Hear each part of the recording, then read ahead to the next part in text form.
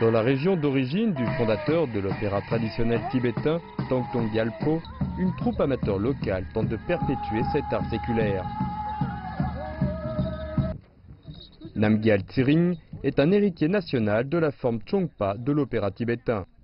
Âgé d'une soixantaine d'années, il pratique l'opéra depuis plus de 40 ans et est le fondateur d'une troupe locale composée de plus d'une vingtaine d'artistes. L'opéra tibétain Chongpa a plus de 600 ans d'histoire. Mais dans les années 70 et 80, il n'y avait plus de troupe d'opéra tibétain. Nous avons donc recréé une troupe il y a une trentaine d'années.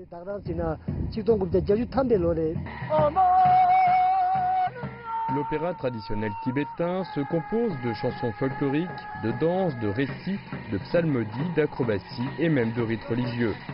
Les costumes sont très colorés et les artistes peuvent porter des masques pour représenter les personnages.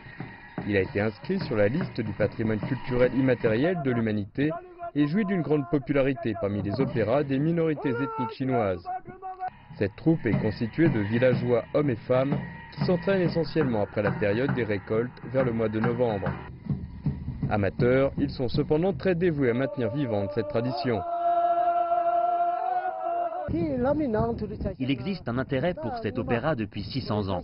C'est un très bon héritage qui nous vient du fondateur Tongtong Gyalpo. Et nous ne sommes pas encore rassasiés. Mais Namgyal Tsering a décidé de passer le relais à la nouvelle génération et a transmis la charge de diriger la troupe à un disciple plus jeune. Malgré les difficultés, ce passionné de l'opéra traditionnel tibétain a confiance dans l'avenir et dans le fait que cet art ancien saura trouver sa place à l'époque moderne.